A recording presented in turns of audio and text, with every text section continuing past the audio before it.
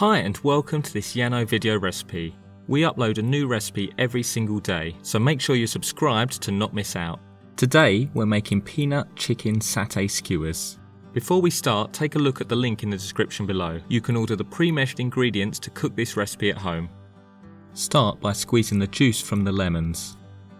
In a mixing bowl, add the sugar, garlic, curry powder, Tabasco, peanut butter, soy, and lemon juice.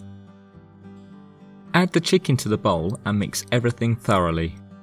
Cover the bowl and place in the fridge to marinate for at least 2 hours, but ideally overnight. When you're ready to cook the skewers, preheat your barbecue or grill to a high heat. Now thread the diced chicken onto the skewers and brush with extra sauce for maximum flavour.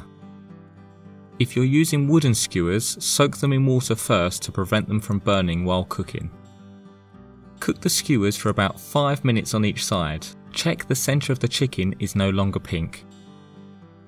Eat them while they're hot and juicy. These skewers go great with almost any dipping sauce and are perfect for a party.